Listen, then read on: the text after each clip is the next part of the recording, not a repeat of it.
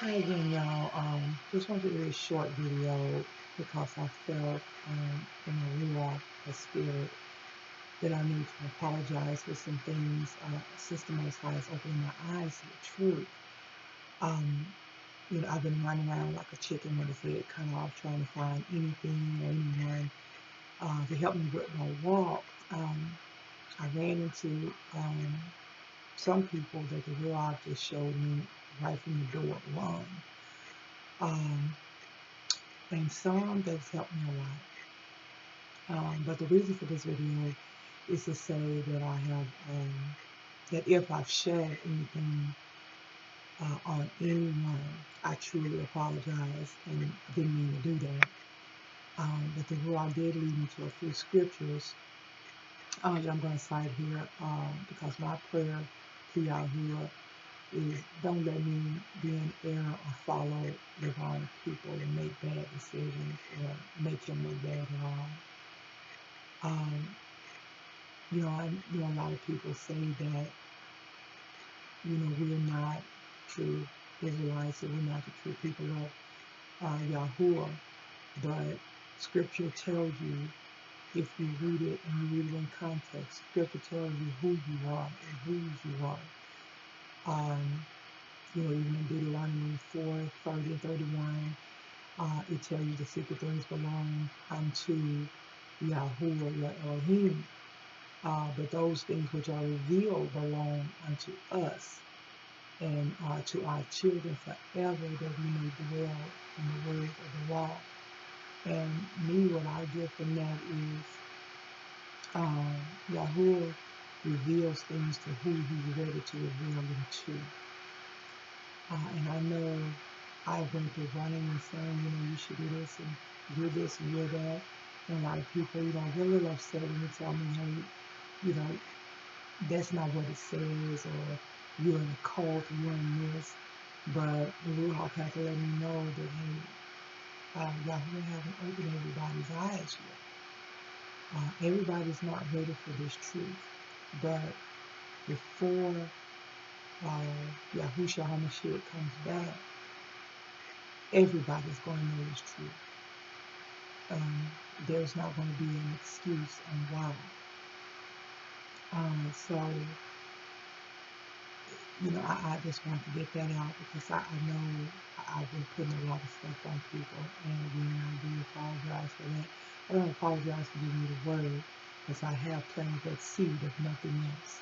I have planted the seed for you to go and search.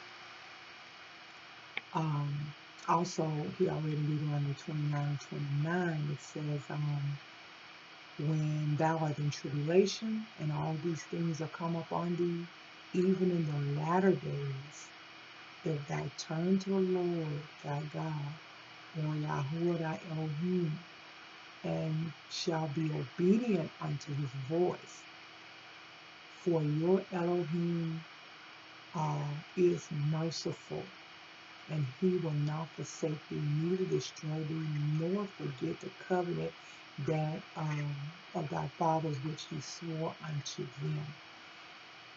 Yahuwah made a covenant with our fathers, Abraham and Isaac and Jacob, that that he would give us, we would be prosperous, that we would have the dominion. He would give us everything, but by our disobedience, we lost them. And Yahuwah had to make us, I'm not going to say make us an example, but he had to come and let us know, hey, you just can't get away with all this. I've helped y'all time after time after time. Even when you cried in the wilderness for food, for bread, I gave you manna from heaven. You cried because you didn't have meat, I gave you meat. You cried because of this, you cried because of that. You disobeyed me, and even when you disobeyed me, and when you see where I let you go and have your way, then you run back, say, okay, look, I'm sorry. Oh, Yahuwah, I'm sorry. Oh, please take me back. He took us back time and time and time again. But this time, this last captivity that we're in now, because we've been in captivity for Babylonians, Egypt with Pharaoh. We've been in captivity. Even with this last captivity, which is the, traveling slave trade, even right now, we're still in captivity. This will be our last. But he's going to weed out all of the, I guess we say, the bad seeds. So when it's time for him to come back for his people, he will make sure that he has a righteous people this time.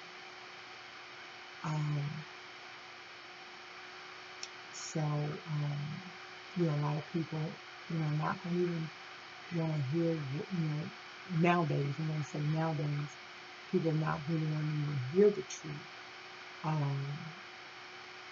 Because it even says, now the Spirit actually says that in the latter times some will depart from the faith by devoting themselves to deceitful spirits and teaching of demons.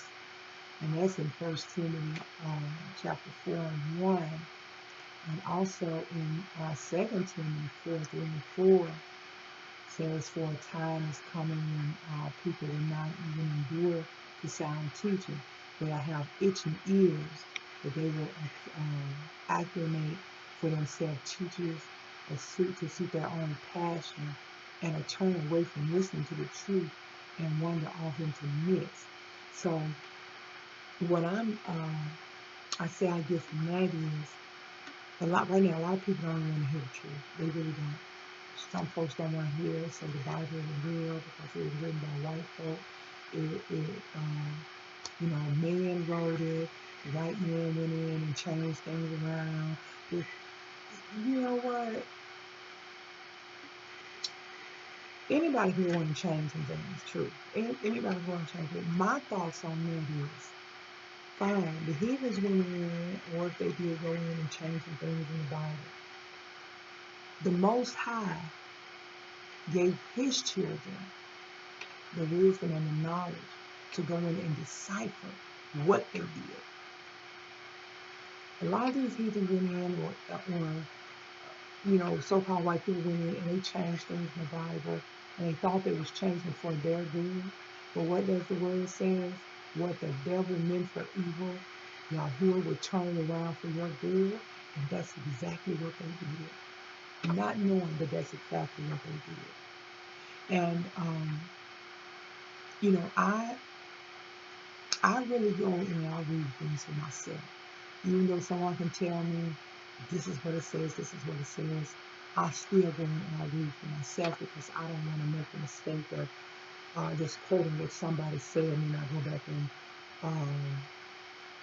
say, well, this is what the Bible says, and I'm standing on this, because such and such pastor, pastor take my money, said this is what the Bible say. But then you go back and read, and I'm like, okay, pastor take my money, just lied, because that Bible didn't say nothing like that. And for example, the tithes, tithes and offerings. They go in, that first thing they holler about, well, a man robbed God, yet to rob me with my tithes and my offerings. And in the same breath, these, I don't know what to call them, these men and women, preachers, I tell you, you really don't have to really abide by the Old Testament or go by the Old Testament. We under grace now, and we don't have to do anything in the Old Testament. Well, why you asking for my money? Why you running around here talking about tithes and Malachi chapter 3 in the Old Testament? I just need to know, because my Bible says it's the Old Testament. New Testament started in Matthew. So my grace started in Matthew. It didn't tell me nothing about giving you my money. Not like that. It says, Yahuwah loves a cheerful giver. So you give cheerfully, from the kindness of your heart, not out of necessity or expecting to get something back. So When they come to me talking about tithe, I said, you know what, this is what I'm going to do, because I don't go to church anymore anyway. I don't, I don't go into those buildings anyway like that, especially listen to those hypocrites, because that's exactly what they are. But I said, if I ever put my foot in another church, I'm going to make sure before I go, I run by a local farmer's market and get me a big old heap of vegetables and fruit. Go get me some canned goods or whatever. And when they say, pay my tithes, I'm going to make sure I go get that basket of fruit and vegetables and set it right there at the altar. Because that's what your tithes are. It was never monetary. And if anybody tell you that, they're telling you a lie from the pits of hell. It was never monetary. So, now, back to what I was saying. Again, I know I've come to people and I've told people, do this, do that, do that. You need to do this, you need to do that. You don't need to be with this person, you don't need to be with that person. Which is why I was saying, hey, you don't need to be with other races, the other nations and stuff. It tells you they're plainly. I myself have an interracial son. That's something that I have to give account of. I've asked for forgiveness because at the time when I did go with or deal with a white man, I didn't know. I didn't know. And the word actually says that I'm going to paraphrase it because I can't get it correctly, but I'm going to say that it says something to the effect of, at times Yahuwah winked at our foolishness. So I'm going to say, and I'm praying to the Most High that you winked at that. And I ask for forgiveness for that because I didn't know. But now that I do, I try to teach my children that I have here now not to go that way. Are they listening? No. But I can only tell them. And that is my job as a mother, is to tell my children what's right and what's wrong. Will it hurt their feelings? Yep. I don't care. I'm not your friend anymore. Will it cause them not to have friends? Yes. That don't bother me. When you have Yahuwah, let him be your friend. He'll be your friend when you don't have one. Trust me on that. Anyway, back to this thing here, these camps. Well, I reached out to someone not too long ago, and let them know, hey, how you doing? Haven't talked to you in a while. Hurt my feelings a little bit, but I'm okay with it.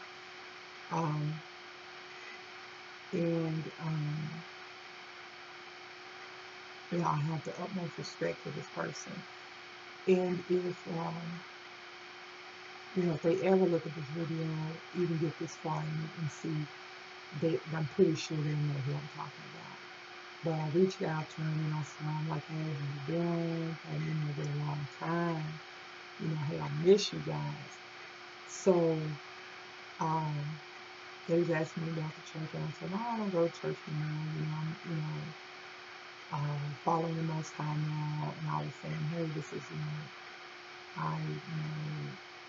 realize who I am. I'm an Israelite. They asked me, well, what is that? I'm like, well, that's who we are. That's who we are. But I want to say this: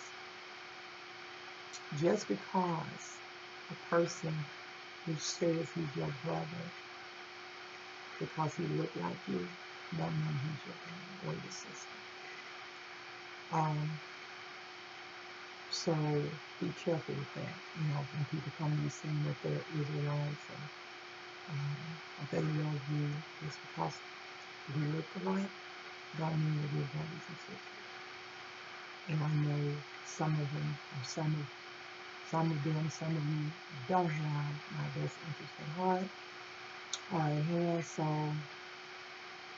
Just wanted to get that out there. But back to these other different camps, if I want to come up with these other different camps too. But no, that's not what I was saying. I was actually talking about the person that I reached out to. And when I tell them what I work, what I'm doing, what I want to the Most High, you be careful with that, because if I'm okay, I understand what you're saying, because there's a lot of these crazy people out here that, talk crazy. I have no parts of that. I'm not affiliated with that at all. I am a follower of Yahuwah and Yahusha HaMashiach. I am a follower. I am not in any of these camps. I don't claim to be in any of these camps because those people have their rules. As a matter of fact, 2 Peter 3:16. As Peter does, all his, his speaking or writing in his, he says, there are some things in them that are hard to understand, which the ignorant and unstable will twist up to their own destruction, as they do the other scriptures. So, what he's saying is, a lot of people, which I know you understand what I say it here, but a lot of people take that word and they will flip it around, switch it up, and if you don't know no better, and you haven't read this for yourself, and you ask the Ruach HaKodesh to come in and, hey, let me understand, because the Ruach HaKodesh should bring all things to your remembrance. That is your teacher. Bring all things to your remembrance. And the Ruach HaKodesh will let you know, hey, that ain't right. If it don't feel right, it ain't right. People will twist that word and make you think that what you read and what you see is gospel. I remember my mom used to tell me all the time, believe none of what you hear and half of what you see. Because 90% or 99% of the time, what you hear is not correct. And 50% of the time, what you see is not always what you thought you saw. Now, in Corinthians, right? 2 Corinthians. I'm going to move on some of these scriptures and read real quick here on these so-called Israelite camps. 2 Corinthians, chapter 11, verse 14-15. It says here, and no wonder, for even Satan disguised himself as an angel of light. So it is no surprise if his servants also disguise themselves as servants of righteousness. Their end will correspond in their deeds. You see these people out here saying, well, when we should come back, we're going to, when we take over, we're going to rape your white women, we're going to kill your kids. I seen a man on one of these things say, I was watching a YouTube video, and it was saying something about, and man, just the foolishness of people. But anyway, this man was saying that when the girls start back in the old days, when girls start their period, they was to have sex. A man could take them right there and have sex with a man. Whoever this man's wife is, girlfriend, sister, auntie, maybe even uncle, whoever this man's kinfolk is, y'all better be careful with this man around your children, because this is a pedophile that is way. This man gonna sit and say that they can have sex with kids. Maybe that happened back in the biblical days, but I do remember reading where Diana was raped. And Diana was a young girl, and she was raped by somebody, one of these other people or other tribes or whatever. And The guy came back and wanted to marry Diana. But her brothers, I think it was Jacob's kids, but her brother's like, okay, fine, they still had that in them, like, look, you raped my sister. This girl here was a young girl. This is, 12, 13-year-old girl. You're not going to rape my sister, man. You're going to marry my sister? This is a baby. But the father was like, okay, yeah, we do, that's fine. But them boys, they like, and I got 5 boys, and I think they'll be the same way about my girls. I got 5 boys, 2 girls, and I think they'll be the same way about my girls. But them boys like, no, okay, yeah. Then Jacob, I love you. We got to get them all. He said, Jacob or Isaac, I can't remember, but we got to get them circumcised. If y'all going to be in the family, we got to get all the boys circumcised. So the man agreed, yeah, we're going to circumcise our boys too. Circumcise them boys. Diana's brother know that while them boys laid up, hurting and sick with infection, and took them out because they raped their sister. That was a child with this grown nothing came over and just took this child's innocence, because that's exactly what it was. And a lot of these old Israelite camps run around talking about, we're going to rape your children, we're going to rape the white women, we're going to kill them. What kind of mess is that? But anyway, back to the scripture. Matthew 23. Um, um, 1-3, it says, then Jesus said unto the crowd, and to his disciples, the scribes and the Pharisees sat on Moses' seat. So practice and on Moses' seat, so practice and observe whatever they tell you, but not what they do.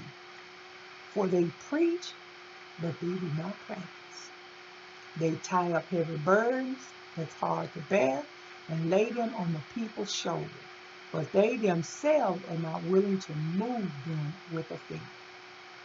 They do all their deeds to be seen by others, for they make their phylacteries broad and their fringes long. Their fringes long. Now, you should be riding downtown in old purple suits, around them old fringe and stuff, around with their mess. They preaching, telling you this and that and that and this. And I can tell you right now, you go on one of their houses right now, I guarantee you, they not living what they're preaching. I guarantee you that. They are not living, because you can tell a person by their fruit. You can tell by the fruit. Even these pastors out here now, T.D. Snakes, Creflo Nickel, you can tell them all out here now, run around here taking your money. Look at these folks, T.J., Joel Osteen, all these people run around here, these $1 million homes, and then when it's time for in the congregation, they ride around here in Bentleys and Mercedes, private jets, and the congregation have to take public transportation because they done gave these pimps all their money. So and they can't, ain't nothing they can do for their families because they done sit and fed the pimps. They done sit and prostitute themselves or hoard out themselves for these pimps in these churches, and then listen to these fools on these corners. So anyway, but stop listening to people. First Timothy, not Timothy. First Timothy, chapter 6, verse 3 and 5, 3-5. If anyone teaches a different doctrine and does not agree with the sound word of Yahushua HaMashiach and the teachings that accorded to the godliness, he is puffed up with conceit and understands nothing.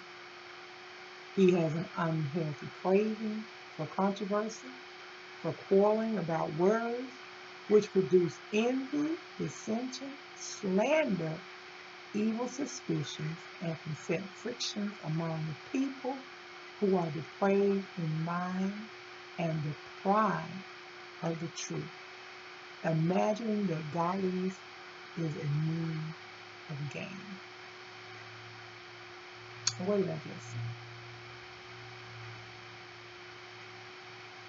You know, what's the old thing they be saying? Claim it.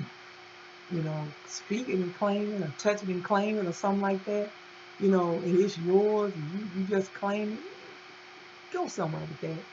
But anyway, uh, you know, and these folks, they like those people out on the corners, right? They always want to argue with you. They always want to argue with you about the word. Why? Why you arguing with me about the word? Man, don't try to argue with me about it. If it's something I ain't understanding, don't argue with me. Try to help me out.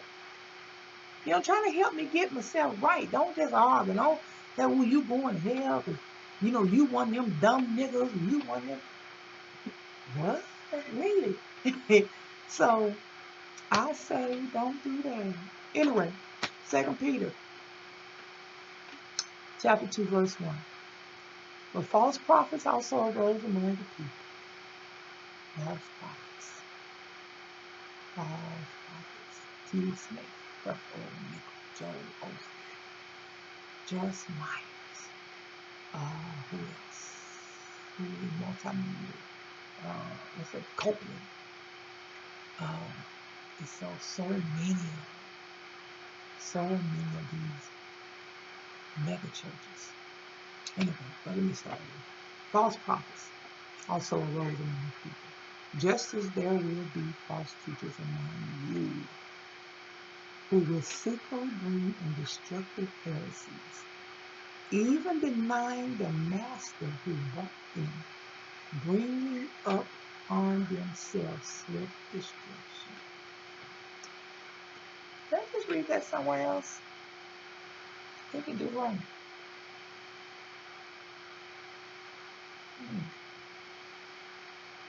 I didn't read that.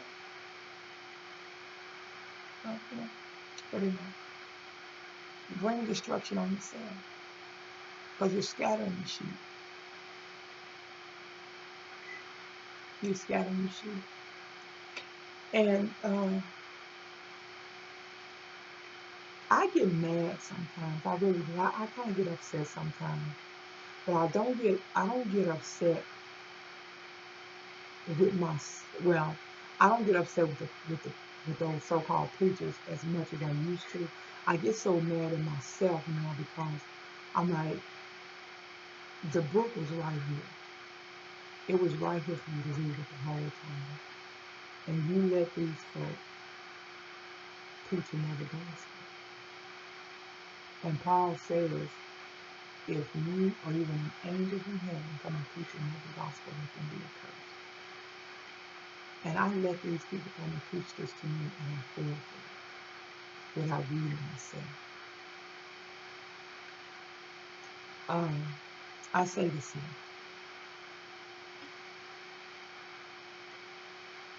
When you go and you buy, say for instance, anything you want to put together, it comes with a manual, right? It's right on the manual. But anyway, it comes with the manual, right? You read the instructions. Screw A going to hole B. You have 15 short screws, 20 long screws, you have the bolts, the nuts, all of that.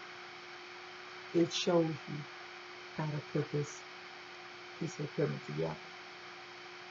Once you follow all the instructions, you put it all together. You have a perfect piece of furniture, a perfect lawnmower, whatever you put together, you have this perfect, working great. Nothing wrong with it. But if you go in and you try to squeeze screw A into peg G rather, it ain't gonna work. Because you're forcing something that's not right. It's just not gonna fit. And that's how some of these people when they're trying to force doctrine and force scripture on you that's not right.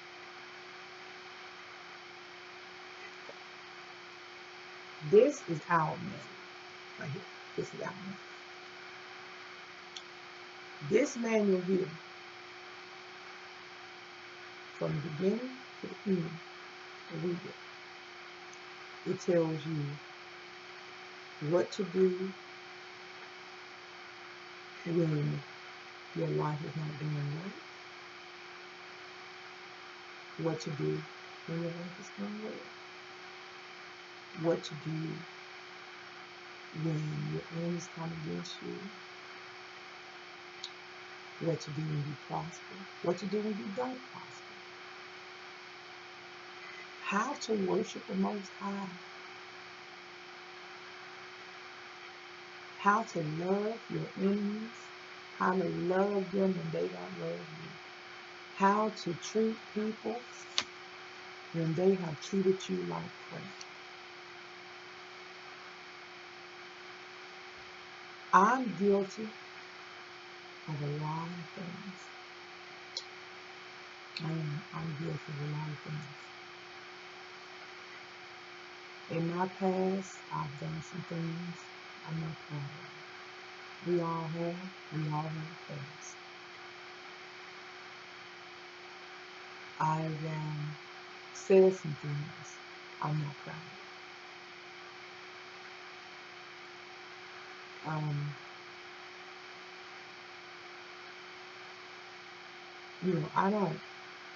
I'm not gonna say I hate anyone. I don't really too much dislike anybody. I don't. But because I'm one of them that took scripture and read it the wrong way, where it says you hate what Yahuwah hates, and if you love Yahuwah, you'll hate what you hate, and love what you love, right? So I'm like, okay.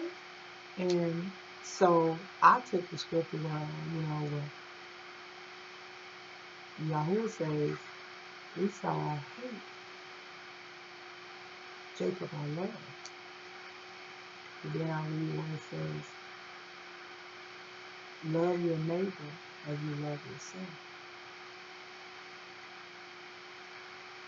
Who is my neighbor? And who is my enemy? The word says the earth was given to the wicked. My neighbor is my Israelite brothers and sisters. That's my neighbor. And I love you. No matter what you say, no matter how you treat me, I still love you. And I love you to death. Now, I read something here in Revelation that I have never seen in my life. And I ain't gonna say I've never seen it. I think I just went over it. It just went over my head. Revelation 22, 11, 15. It says, he that is just, let him be unjust still. He which is filthy, let him be filthy still. And he that is righteous, let him be righteous still. He that is holy, let him be holy still.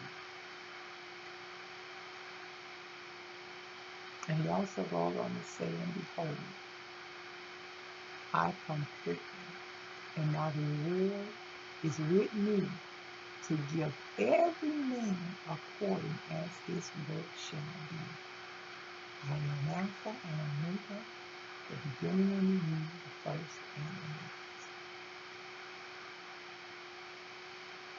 So whatever you've done,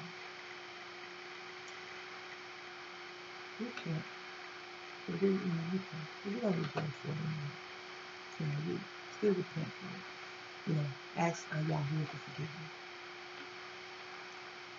you. Everything that was done to you that was wrongfully done and spitefully done, Yahuwah's gonna handle that. Trust me, he's gonna handle that.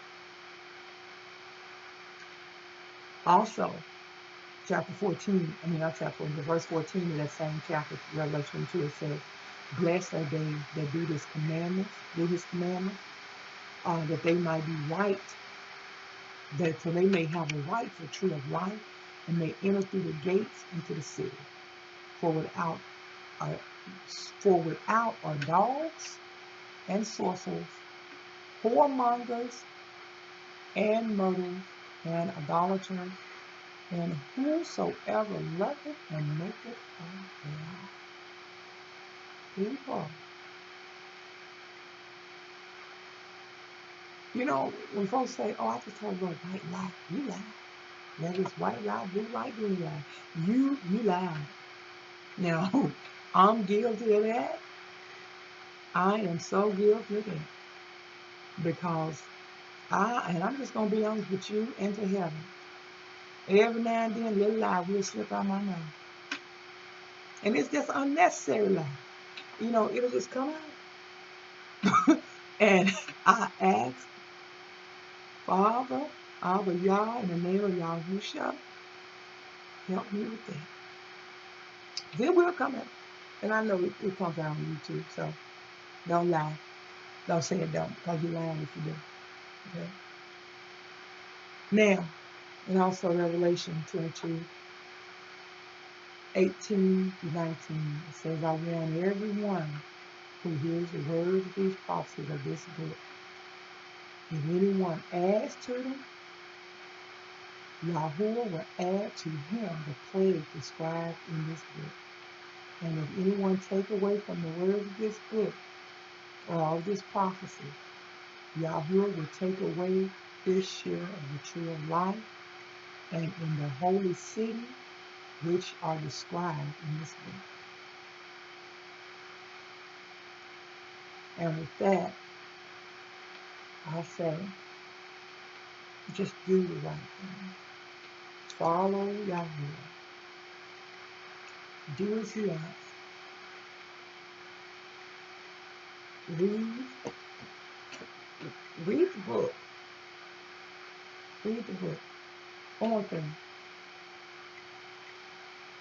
Don't just limit yourself to these 66 books or the 80 books. Don't just limit yourself to them. Yahuwah is opening our eyes to so much. He's opening our eyes to who we really are and where we came from. You know, and have you ever noticed that when we do, like in school, our history only go back to the 1600s? They don't want us to know who we are. They don't want us to know nothing more farther than that. But read, get an understanding, study thyself therefore. Do your best to present yourself to God as one free, a worker who has no need to be ashamed, rightly handling the word of truth. Therefore, put away all filthiness, rampant wickedness, and receive with meekness the implanted word which is able to save your soul. And those are scriptures from 2 Timothy 2 and 15 and James 1 and 20. And with that, my lovely people, my brothers and sisters, and it's something that'll come to the end of the video, and I'm beginning to get a little teary-eyed with that song, because I know the love of the Most High. I know that He sent His Son Yahusha to die for me and for you. As you sit back and you just think about that, somebody died for me.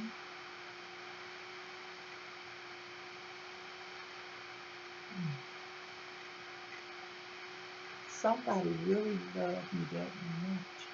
And I know I'm loved. I know that. I know my family loves me. I know I have friends that love me. But will you ever die for me?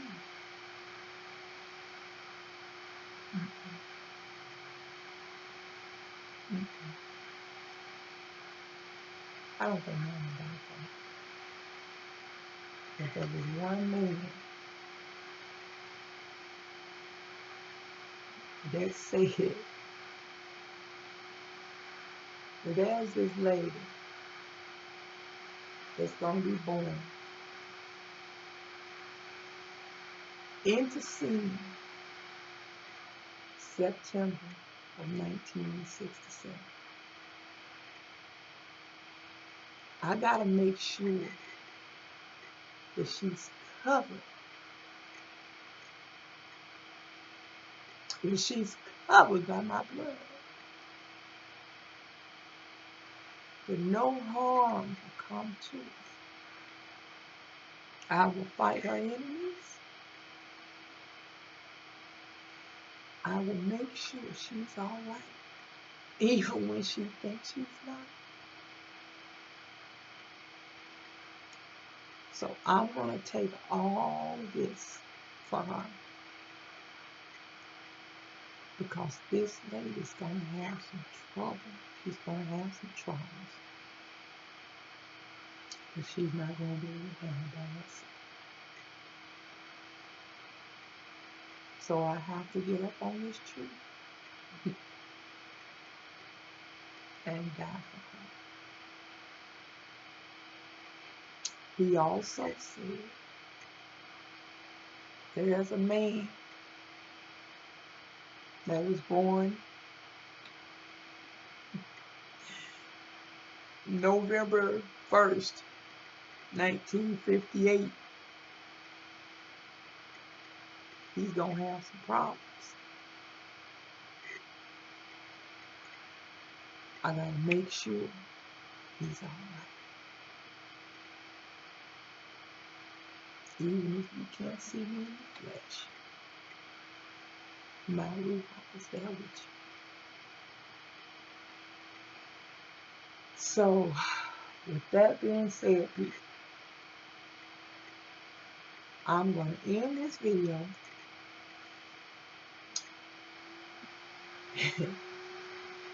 going in and cry. Because now I got to get this cry out. Go in here and cry this out. Thank my Father for everything that He's done for me, everything that He's brought me through.